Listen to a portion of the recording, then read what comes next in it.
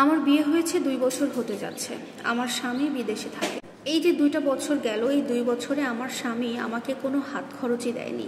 আমি মোটামুটি ধনী ঘরের সন্তান, তাই কোনো কিছুতে আমার তেমন কোনো লোভ নেই বা তেমন চাহিদাও নেই।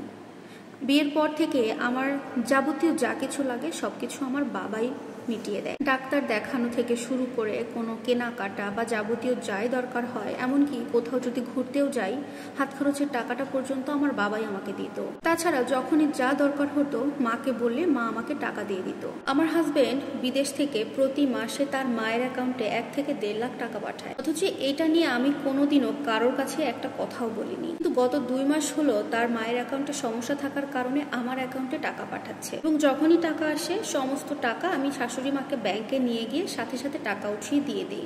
গত মাসে আমার কিছু প্রয়োজনের কারণে অ্যাকাউন্ট থেকে মাত্র 2,500 টাকা আমি রেখে দেই, এবং বাকি যে 1 লাখের উপরে টাকা ছিল সেই সম্পূর্ণ টাকাটা আমার শাশুড়ি মাকে আমি দিয়ে দিই।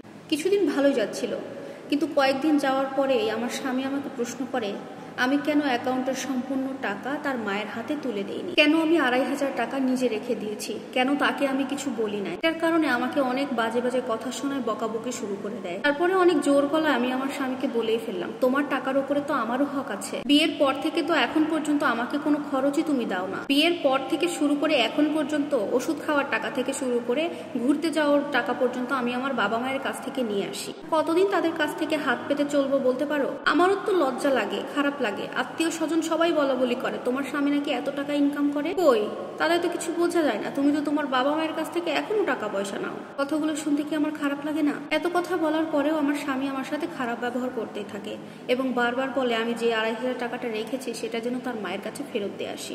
এক কথায়, যেসব ছেলেরা মা ভক্ত বেশি হয় সেই সমস্ত ছেলেদেরকে বিয়ে করলে সংসারে কোনো শান্তি পাওয়া যায় না। সিচুয়েশনে যারা আছে একমাত্র তারাই বুঝতে পারবে এর ঠিক কষ্টটা কত। এই মাসেও আমার স্বামী প্রায় 1.5 লাখের মতো টাকা অ্যাকাউন্টে পাঠিয়েছে, এবং আমাকে কড়া করে ফোন দিয়ে বলে দিয়েছে এই টাকা থেকে যেন একটা টাকাও আমি না সরাই, সম্পূর্ণ টাকা যেন তার মায়ের হাতে দেওয়া হয়। আমার হাজবেন্ড আমার সাথে যখনই কথা বলতো সে প্রায় অনেক ব্যস্ততা দেখাতো। কথা বলতো ঠিকই, ফোনে অন্য কিছুতে ব্যস্ত থাকতো, হয় ইউটিউবে বা ফেসবুকে বা অন্য কিছুতে। কথার তেমন গুরুত্বই দিত না সে। আমার স্বামীকে এটা বলেও বুঝাই, দেখো আমার দামি দামি শাড়ি গহনা কিছুই চাই না, কিন্তু মাস শেষে চলার জন্য অন্তত সামান্য কিছু টাকা আমাকে দিও। উল্টে আমার স্বামী তখন বলে তোমার বাবার তো অঢেল টাকা, তোমার যদি প্রয়োজন পড়ে তোমার বাবার কাছ থেকে যত খুশি নিবা, আমাকে কেন বলতেছো? তাহলে নিজে ইনকাম করো, নিজেও তো কিছু একটা করতে পারো। স্বামীর কথা এরকম শুনতে শুনতে আমার জীবনটা প্রায় একরকম অতিষ্ঠ হয়ে উঠেছিল। আমার স্বামী আমাকে এটাও ক্লিয়ার করে বলে দেয় আমার আর আমার মায়ের মধ্যে কোনো ধরনের কোনো প্যাচ লাগাতে আসবে না। আমার মায়ের সংসারে তুমি কোনো অশান্তি করবা না, তুমি তোমার মতো করে থাকবা।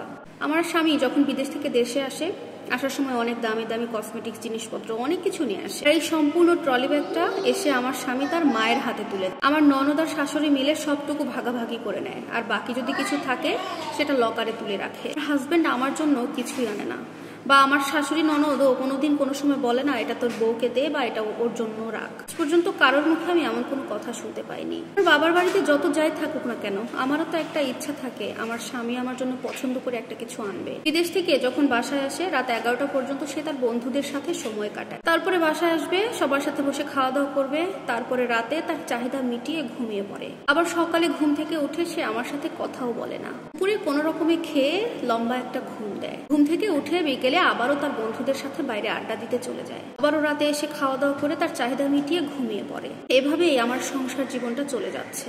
জানেন, আমি আমার স্বামীকে অনেকবার বলেছি আমার হাতের ফোনটা নষ্ট হয়ে গেছে, ডিসপ্লেটা নষ্ট হয়ে গেছে, তোমার সাথে ভিডিও কলে খুব ভালো করে কথা বলতে পারি না, ভালোভাবে স্পষ্ট করে দেখতে পারি না, তো ভালো একটা ফোন হলে ভিডিও কলে একটু কথা বলতে পারতাম ভালোভাবে। তুমি যদি মাকে বলে আমাকে একটা ফোন কিনে দিতে বলতা, কিংবা বিদেশ থেকে আসার সময় যদি আমার জন্য একটা ফোন নিয়ে আসতা, তাহলে আমার মতো খুশি আর কেউ হতো না। জানেন আপু, এবার যখন সে বিদেশ থেকে এসেছিল ট্রলি ব্যাগ খোলার সাথে সাথে একটা নতুন ফোন দেখেছিলাম। আমি যে কত খুশি হয়েছিলাম যে সে আমার জন্য ফোন নিয়ে এসেছে। পরে বুঝতে পারলাম ফোনটা আসলে তার মায়ের জন্য এনেছে, অথচ 1 বছর আগেও কিন্তু তার মাকে একটা নতুন ফোন দিয়েছিল।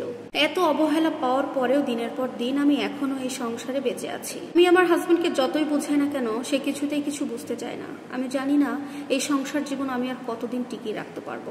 গল্পটি লিখে পাঠিয়েছেন ফেনী থেকে একটি আপু, উনি নাম প্রকাশে আগ্রহী নয়।